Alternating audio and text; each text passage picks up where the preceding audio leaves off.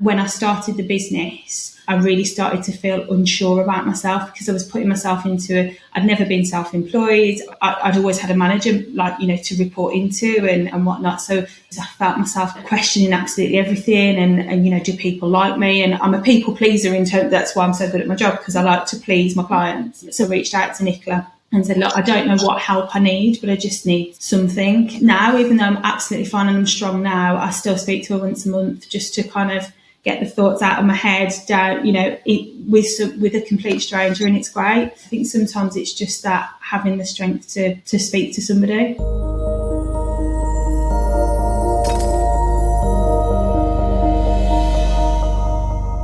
So good day, everyone. I'd like to welcome our guest today, Emma Devereux from the UK. Welcome, Emma. Thank you for being with us today. And I'm just really looking forward to this conversation with Emma, as I feel she's gone through some very pivotal life experiences recently. And one of the most pivotal ones at this point was her journey of really recreating her life after divorce with two wee ones, and looking at all these different pieces in her life and these moving parts, and really reflecting on where she was and how to move forward when your life is really not where you envisioned it to be. Just really learning from her story is the importance of to take pause and to stop and to think and respond and to pace ourselves and not to get too overwhelmed. So I really thank you today for being here, Emma. And I know myself and all of our viewers or listeners will have so much to learn from your journey. So thank you for being here. Emma, I'll let you talk about the post, because that's really what got my attention, and then I reached out to you. What was it? What was that post all about? So basically, the picture is the boys, my two boys, in bed at my mum's house. So just over a year ago, I separated with my partner at the grand old age of 35 with two children, back at home with my mum. Luckily, we were only there for a few weeks. My business was only 6 months old at that point, and they were both fast asleep. Not a care in the world. Didn't really understand what was going on. It was like the first night we got there, and I'm sat there thinking, oh my, whole world's just fallen apart. The business is 6 months old, and this is like make or break. I've either got to roll with it now and really make it work, or go and get a job at Tesco. Not that there's anything wrong, obviously, with going and getting a job at Tesco either. It's not what you had planned for yourself. So it was very much a reflection of like the last 12 months and kind of going from that situation. I've now moved I'm halfway to getting a deposit together for us to buy our own homes, or we're renting at the moment. The business is coming on phenomenally. I employ 4 people now. That's my driver. That getting out of bed every day for the kids is what really kind of got me through that dark period, I suppose. If you were to think back, Emma, about yourself, and as we try to get to know you a little bit better, you talk about that picture that you posted with your kids, and things just seemingly like no light at the end of that tunnel at that moment. Would you say that that's the first time you ever remember looking at that tunnel, let's just call it for a second, and being like, it's dark and I don't see light? Was that the first time that has ever happened? No, I think my mum was a single parent. She grew up with, there's 4 of us. We grew up in a family that, was poor. My stepfather wasn't particularly great with my mum, was emotionally and physically abusive. So kind of growing up in that environment was tough. I look at my mum and she's so strong. She's so independent. She's kind of really come through the other side of that. The night that I sat there and the night that I took that picture, in my head, I was like, wow, if she did it with 4 of us, I can do it with 2, Like I said, I think there's always a point in people's lives that starts shaping them, and you can either face it head on, or you can take a step back and wallow in it. And it's obviously it's a fine balance, isn't it? Don't get me wrong, it's been a struggle, but I think every time I've had a setback in life, I've gone further forward with it, and I've managed to get over a hurdle and become stronger. I mean, I'm definitely stronger now than I was this time 12 months ago, mentally, physically, all of it, a lot. What's your earliest recollection of when you sort of have had that sort of experience that you can recall, that at that moment, now that you look back on it, you're like, oh no, that made me stronger? Do you have one in particular that stands out? I mean, there's been a few. I moved out of home at 16, started my career in catering at 16. That was really, really tough. Me and my first boyfriend got together, bought a house together. That all fell apart when I was 21. So, that obviously at 21, that's devastating. That was like, oh my God, the world's falling apart. Ended up back at my mum's there. My poor mum, she gets me back every time. And that was, again, I was, at that point I was in debt, and I ended up going into a sales job. At that point, again, that was probably a real good defining career move, although I didn't see that at the time. What kind of job was I it? went into a estate agency. Okay, so this is at 21? Yeah, 21, 22. Heartbroken and in debt. So there's no present and there's no good looking future out there at the moment. So it was like, I've just got to get myself out of debt, got to pay off everything that I owe and really kind of get out of that side of things. So that's what I did. Worked really hard. Stayed with him for 10 years, worked up the ranks. Then met my partners, my ex-partners, my baby's dad. Ended up having the boys, and and again, unfortunately, that didn't work out. But sitting there, I think being back at my mum's, thinking now I can't wallow in it. Take me back to 21. I had a good few months of wallowing in, woe is me. But when it's just you, that you can't. It is what it is, isn't it? When it was me and the boys, I've got no choice. I've got to fight through. So yeah, I'm really proud of that bit of it. When you think back to when you were 21, you said you were in debt. It's a funny thing, debt. It just builds up on us, and then one day we're like, whoa. When you look back as a 21-year-old, did you know that you were getting to this point that there'll be a day of reckoning coming up, or how do you see that a 21-year-old or from 16 to 21 that there are habits or that there are lifestyle choices that we make? What did you see as things that you didn't know, but that they were kind of happening as it was building up to this breaking point? Yeah, I think. What would you say they were? So my sister and I inherited my grand's house. I was 18. At that point, it was a lot of money that I went and bought my own house. So we sold grand's house and went and bought my own house. The partner that I'd picked at the time, my mum was right and said, he's no good for you. But as a typical stubborn, I think it was 19, 20 at the time, I'm going to make this work because everyone told me that it wouldn't. So I definitely, looking back, he didn't work, I did. We've got more expenditure going out of the house than coming into the house. I'm not ashamed to say I had to sell the house and walked away with pretty much nothing because I bought it in 2007, which was the peak of the market over here. Sold it in 2010, which was the bottom of the market over here. So walked away with no equity. That to me was actually was really unsensible, was not a good thing to do. Like I said, I was in debt. So just got no choice but to really kind of dig deep and get myself out of it. Kind of picking myself up from that was tough. But in a way, it was a really good lesson for me to learn because I'm so money savvy now. I've got no debt, started the business with no debt. The business has got no debt. We're in really good profits for being 18 months or 2 years. It's almost like you kind of have to go through something like that to learn from it.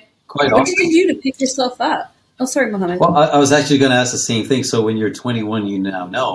Yeah. How you just said you skipped over it. It was pick yourself up was tough. So what exactly, what was this 21-year-old thinking? So one of the things that I did do, and the first goal was to pay everything off and to get myself to a point where I was back to zero, which is what I did. So I just worked really, really hard. I knew the job that I'd kind of fallen into almost because it was commission based and I could rise throughout the ranks, going to management positions and things.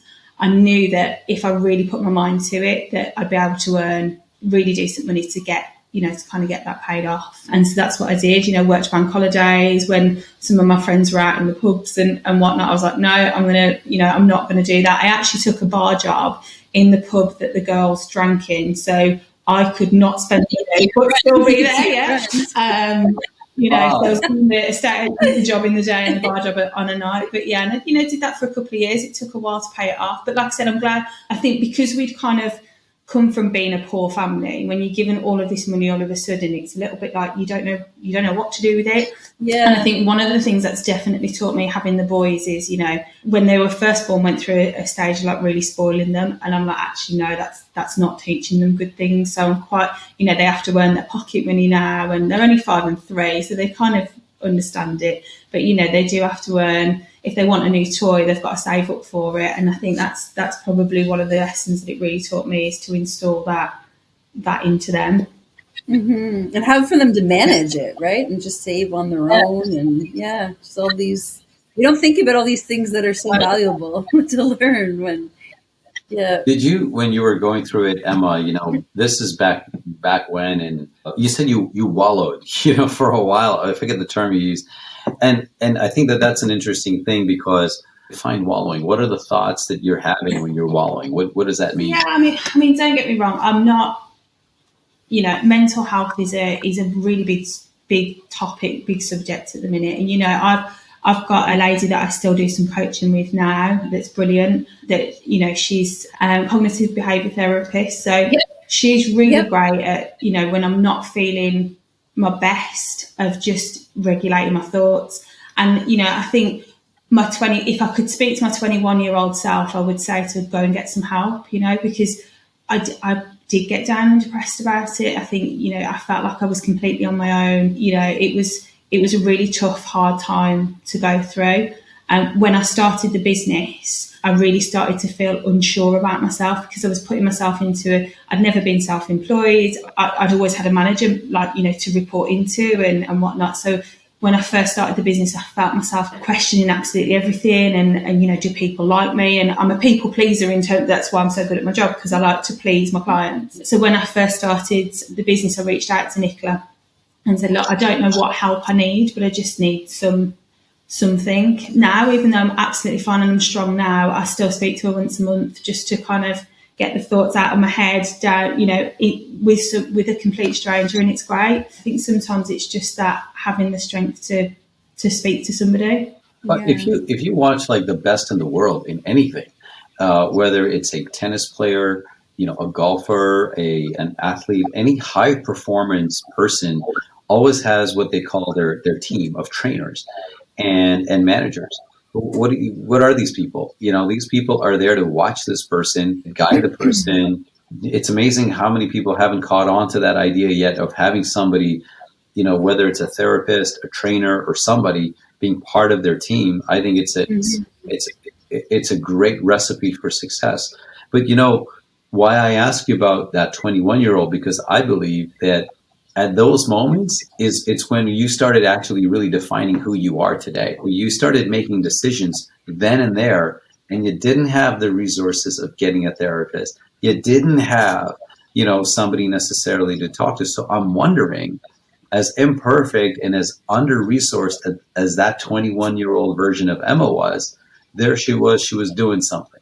And I'm curious really to understand for our listeners and our viewers as well, that, you know, you did a little bit of both. You said you wallowed. And for some of them, many of them, including myself, we've done that too.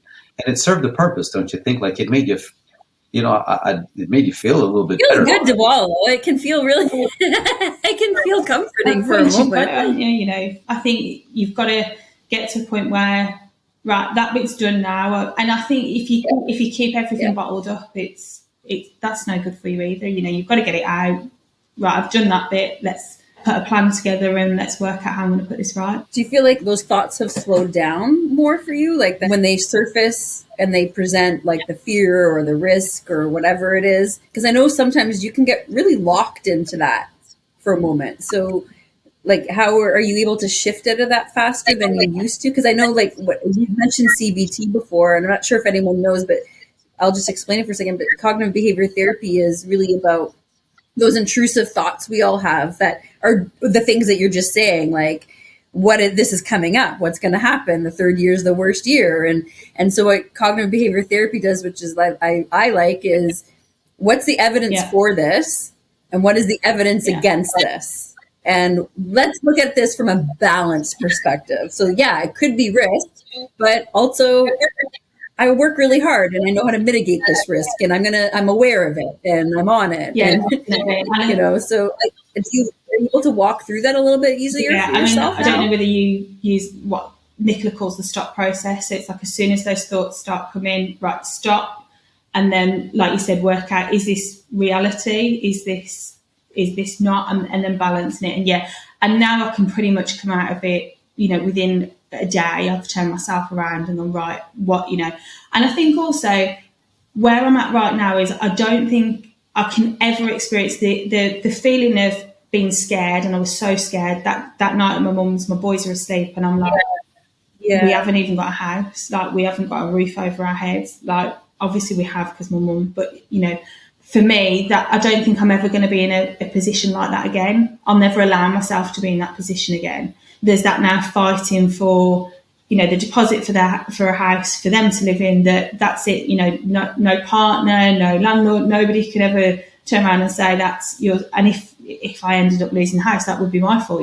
Not that that's ever going to happen. So yeah, they're definitely turning it around hell of a lot quicker than, again, at 21, that was 3 months of following in, that, like I said, that, I can't come into work today. It's a major thing, like just like the business onto itself, and then to have a business starting at the time of a separation is like, I don't know if I work a lot in separation and divorce, and I feel like there's because separation and divorce are so common, I feel like we often trivialize just how distressing it can be, if not traumatic for people, because it is actually traumatic for very many people. A lot of people that go through divorce are hard on themselves through that time, because that is such a hard emotional journey. So then you're going through that while you're co-creating a new pathway to be self-sustainable. Like, that's a lot of heavy lifting. That's a lot. The hardest part that I'm trying to think through right now, it's kind of like, do you ever get this feeling that, in order to recuperate, to recover out of this, there's got to be something that's thinking about like success, right? Yeah. Whereas simultaneously, there's a failure going on, right? Or a perceived failure, right? In my mind, how do you, on one hand, say to yourself, like, what does a person say to themselves, right? Who could be feeling the feeling of failure, right? Being very, very real, while simultaneously talking to themselves about the plan to be successful in something else. Did you get the same sort of thoughts or feelings? Yeah, I mean, definitely. I think the grief bit of it, for me, growing up in a family where my dad wasn't living with us, and then obviously my stepdad, then the situation there, moved out.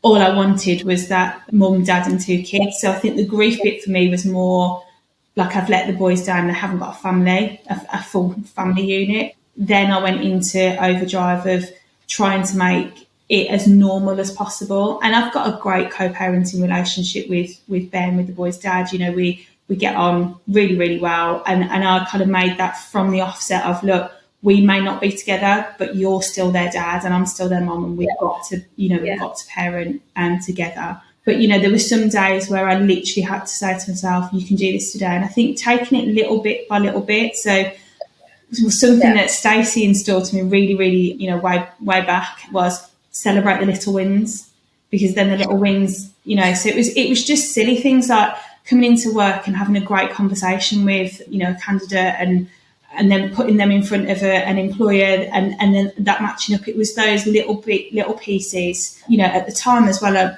There were lots of people over here that were out of work.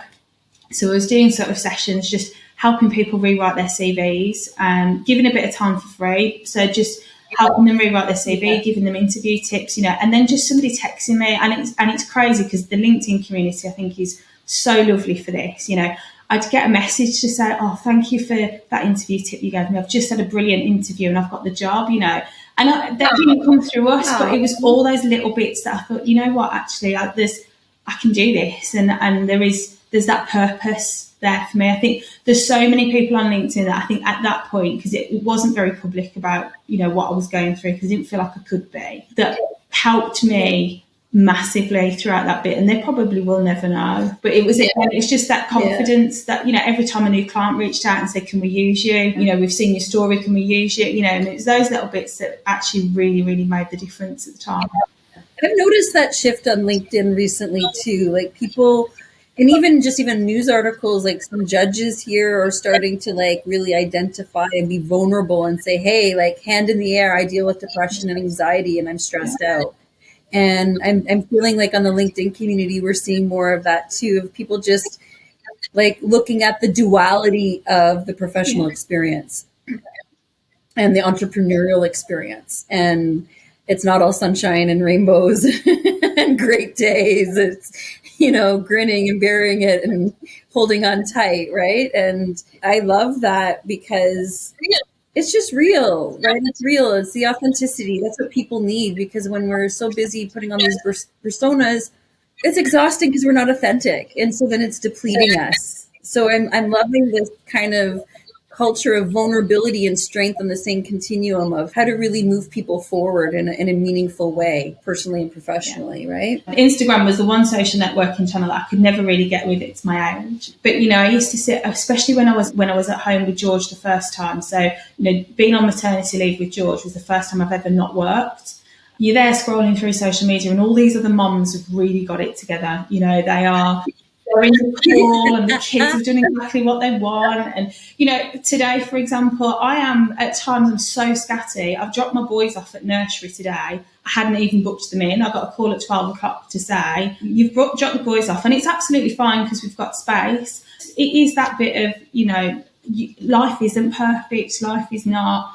There's ups and there's downs, and there's nice bits and there's terrible bits. I put a post on LinkedIn a couple of weeks ago about, I've just bought it's not a new car, but it's a new car to me, and that's the first real big thing I've bought myself running the business.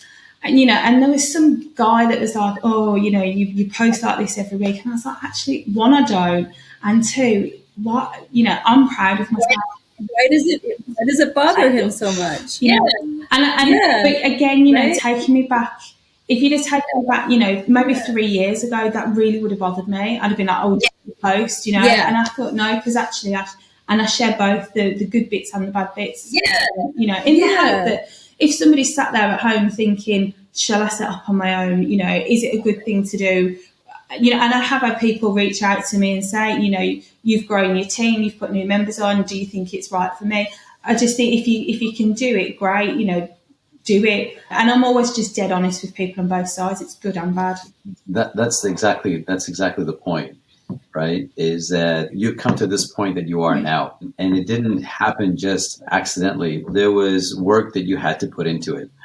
And while you were putting this work in, what I want really to have people understand, because people who are putting in the same kind of work that you were putting in, for example, they might get to a point where they're putting in the work. They know the right thing is to do. For example, you talked about, celebrating the small wins. You talked about that. But sometimes they might look at it and go, there are no wins right now to celebrate. Before those wins come along, what is it that you were then saying to yourself to move yourself forward? You talked about feeling like that you had let people down, like you had let your kids down, for example. You're kind of blaming yourself a little bit. How do you go from there to where you are now? It doesn't just happen overnight, right? There are small steps that you've taken before that moment. And the reason I go back to those moments is because I think right there in that moment, there was a thought, right? There was a moment. And you're like, I've tried that didn't work, so I'm going to now try this.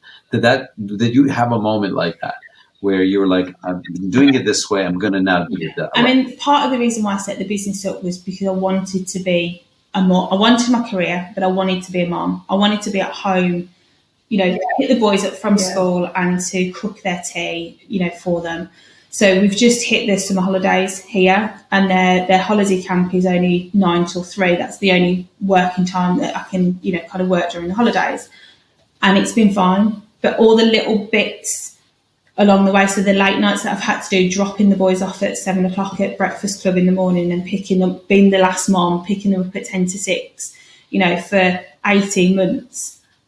I felt like the worst mom in the world. They've been doing that 4 days a week. They're 5 and 3. And I'm the last mom on the playground. The boys are, we've got to go to breakfast club again, I think looking back to when I was at my mum's, for me, it was one day at a time. And even just getting out of bed, getting dressed and getting into the office, that in itself is a win. Getting both boys to where they need to be on time is a win. I think one of the other things that I've definitely learned over the last sort of 12 months has been to ask for help, because I'm really, really good at helping other people. That's a hard But, one, you know, isn't it? It's so the hard. amount of times my mum said to me, well, I'll pick them up from school Yeah. for you. And I'm like, but they're my kids and I should be doing it. So I think that asking for help bit, you Yeah. know, when I don't know something, just asking, or if I can't do something, I've also learned the power of no. So I'm the one that, you know, your friends ring me, like, should we go and do this? Should we go and do that? And I'm like, yeah, go on, but I really don't want to go. But that's a hard one because you're a people Yeah. pleaser too, right? So like that is a hard one for people. It's really uncomfortable. So I've actually learned, you know, right? that actually, do you know what? I don't want to do that. So I'm not going to say yes, just not going to come. And it's been, I mean, don't get me wrong, I've lost a few friends along the way there's been some changes in me. And, you know, I think definitely these kind of situations really define who your true friends are. So again, just to give an example, I was sat thinking, I really need to take the boys on holiday during the 6 weeks holiday. They've not had a holiday for 3 years. They need to go. Freddie's never really been on holiday, and I was dreading it. I was like, how am I going to cope with them both? There's two of them. There's one of me. So I roped my friends in. We went last week. I roped my friends in to go to Wales. So on the beach, her little boy, my friend, her other friend, and her little girl, and we had an absolute whale of a time. But the old me would have just been like, I'll just go, have a horrible week, fall out with the kids. And I was like, you know what, this makes perfect sense. We're all stuck in an apartment together. And then they have other kids to play with. It's like a win-win for everyone, Had a great right? time. The boys have had a great time. And again, the holiday for me was one of those, I'm doing all of this really hard work, I'm putting all of this effort in. The boys have got to get some of mom time back, you know, and it's great now from September, they won't have to go to before and after school club. I now know I can do what I need to do within those hours and a little bit on a night time when they're in bed. So again, that for me that's a massive win.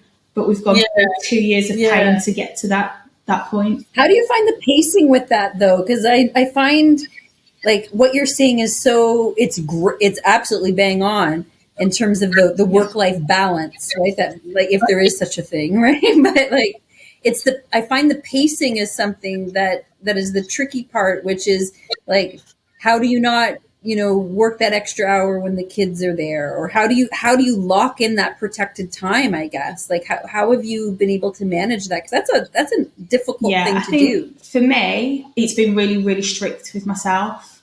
So not only have I set the business up and done that, I've gone on a real health kick as well. So I'm like back at the gym and everything is quite regimented. By default within the business, all of the ladies that I employ are women and mums. Now, I've not gone out and thought I'm just going to employ mums, but they've all come to me and said the same thing. They want to be a good mom, they want a career, and they need a work-life balance. So when the kids are sick, they need to just be able to go. You know, Liz, who works for me, she virtually does the same, does the school run either side, and then speaks to our contractors on a night time. And actually that works really, really well because the contractors are available to speak then. A lot of the girls within the office flex between working at home, working in the office, working around the children. As I said, COVID was kind of the real catalyst for me, because pre-COVID, I was very much, if the boys are sick, I've got to go. If I've got to go, I've got to let a client down because I'm not in an office, working in an office. That was very much, if I'm working for somebody and I have to let the client down, there's somebody in the background that can then pick that up. During COVID, everything went on to Teams. Clients were working at home with their children. Candidates were working at home with their children. So it very much changed people's perspective, I think. It was okay to hear the kids crying or the dog barking because everyone was at home, right? So, you know, and I think also I'm the type of person, I'll come into the office and 9 times out of 10 when you're in the office for 8 hours, you probably actually only work 6 of them, because by the time you had a cup of tea, you've had a chat about what your day, and you know, and then sometimes I would avoid the office just because I couldn't afford to lose those 2 hours, right? I'm like, if I go in there, I ain't gonna get this work done. So for me, it's kind of like, actually, when I'm in the office, I'm like, right, girls, don't talk to me, and I want it. And they're all the same. I think, again, working with mums that get it and that understand it, we're all the same. So it's like, we get to the end of the day, our WhatsApp chat is probably more non-work related than anything. And that's us catching up on the stuff that we didn't have a conversation with on the day while we're cooking dinner. You know, so it's like, what are you having for dinner tonight? Happens while we're having dinner, you know. I think the world shifted during COVID, and that gave me the strength to go, you know what, actually I could set up on my own and I could just see if this will work. Yeah. And I know a lot of people will say, I've been looking at some research about this just because I have access to a university library right now, and it's just, it's super fun for me to geek out on this stuff. There's always the argument from the employer perspective that productivity is going to decrease and retention isn't going to be the same. But some of the research, I think we're going to see more of that come out. So I guess I'm curious about what your experiences of this as an employer is. What does that look like? Like our productivity, have the people stepped up and grown in different ways? Because I feel like this is kind of a way to let people, it's a really powerful way of leadership, right? Because you're the employer, but they have all of this self-determination to get the job done in a way that's meaningful for both of you. We have a rule in the office where they can work wherever they want. So if they want to work at home, they work at home. If they want to work in the pub, they work in the pub. I'm not bothered as long as the work gets done. Treat them like adults. They'll get the job done, and they do. They deliver. I'd say to anyone out there, employ a mom that wants a career, because they're juggling the kids, that, don't get me wrong, there's times when it's a nightmare. The 6 weeks holiday, and juggling childcare and all of that is a bit of a nightmare. But what I get back the other side, the loyalty that I get back from the girls, their passion and their enthusiasm, originally the business was my reputation, it's now their reputation. And the bits that I get back from them is worth the hassle of, I'm sorry I can't come in today because the little one's not very well. Just that work-life balance bit is so important to people. And I think the employers that get on board with that, don't get me wrong, there's some jobs where if you're in a factory, you're in a factory, aren't you? If you're doing an assembly job, you can't do that from home. But where you can offer the flexibility, I think it genuinely works really, really well. It looks like what you're doing now, and by the looks of it, is you're starting to build your community now. You're using the same, it seems, logic of, the village to raise the child, right? You've used some of the same age-old, ideas and strategies in being able to, to navigate through some of these, kind of opportunities or challenges that you're meeting as an individual, as a mom, and that's central to your life. What sort of challenges do you see yourself facing there today that you're still looking at going, you have moments that you struggle through, or does it all now just kind of work itself out? You look up the community and off you go. I think the hardest thing is the unplanned time off. So the 6 weeks holiday I knew was going to be a challenge. So I've got my rota, the girls have got the rota, they know where I am, where the boys are, when I'm in the office, when I'm not in the office. The hardest thing is when the phone rings and nursery's on the phone or school's on the phone and it's Freddie's sick, can you come and get him? Because you can't plan for that. Yeah. Going back to being in a corporate world for me, one of the main reasons I didn't go back was because I knew that them having to ring my boss and say, I need to leave, or I'm not coming in today because the little one's not very well, wouldn't be received in, I would feel, because as a mom, you feel guilty anyway. You've sent your child in probably knowing that they're not quite right, but you've got to get in and you've got to get to the office. And then, you've then got that guilt of the child's not very well, so they want you, but then you're letting your boss down because, of that bit of it. So now whenever any of my girls ring me and say their child's sick, it's like, right, go and deal with that. We'll pick up from here and we'll sort it out when you're back in. There's no, what time are you coming back in? Who can have the, the little one? Because as a mom, I get it. I definitely pull more on the resources around me. So, my mum's brilliant. If she can help, she'll have, if they're sick, she'll have the kids. Their dad's starting to come a little bit more on site. I mean, he works in the construction industry and that's so outdated. So way back, that mom should be at home cooking the tea and, well, if the kid's sick, why have you got to go? Where's the mom? That is still that type of industry. So again, I kind of see that from both a male and female perspective. Some days when you've got a little one that's sick and you've got a client that wants you and you're being pulled from pillar to post, it's really, really hard. But again, you just have to, that's just one day, write that day off and start fresh the next day. I'm trying to get to how Emma processes it, right? The Emma of today versus the Emma then. What sort of change do you have in terms of your process or the way you playbook through this? Definitely when a situation comes up now. So I'm the type of person that, because I'm impulsive is probably the best word. So when some things like I run at 100 miles an hour all the time. So it's like, right, what's the next thing? What's the next thing? So when something comes up, it'd be like, right, just deal with it and then move on. Now I'm very much actually stop. Probably again, part of the CBT was stop, think about, right, what's the best solution for this? Not what's the quickest solution, what's the best solution for this? Mm-hmm. So it's like, stop, right, have a real good think about it. And sometimes, I've always been the type of person that likes to, my inbox of my emails is completely clean every day without fail.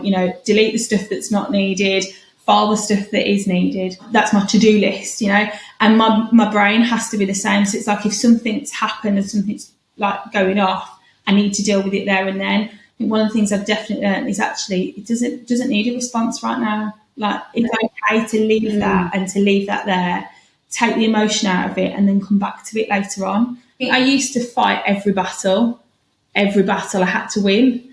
Now it's not about winning. Sometimes it's just, actually winning is letting it go. Yeah, knowing where to put your energy. When we're training in Taekwondo, we say sometimes, they say actually the greatest victory is the one in which you did not have to fight at all, right? So that's interesting, the need to have the win versus letting it go. I hear that, Trina, coming up time and time again. I love how you said, learning how to say no. It's amazing how you as a people pleaser, you would say, you're learning to say no to others, but you've probably also learned to master to say no to yourself. Like you have this instinct. You found that to be like sometimes like the hardest part, to say no to yourself? Yeah, definitely. Because it's that internal battle of, but I want to go and do that. But actually, Emma, you don't want to go and do that. It's like you look at a month and all of a sudden every weekend's full of doing something, and then you've got a full-on month at work as well, and it's like you get to the end of the month and you're absolutely exhausted and you're not fit, physically not feeling great, mentally not feeling great. And again, I'm like, no, just stop, slow down. Which ones do you really want to do and which ones can you get rid of? And again, I think you go through those stages. I remember making myself really, really poorly when I was in the estate agency, because I just had like 3 months of, I've got to be the best. I've got to win the league. I've got to, the branch had done poorly the year that I took it over. And, and then actually what I did to myself was made myself physically ill, really, really poorly. And it was like, that was, again, almost one of those lessons of, what, because you did that to win a league? And that's the thing, people don't talk about that, is that stress we put on ourselves manifests in physiological symptoms a lot of the time, right?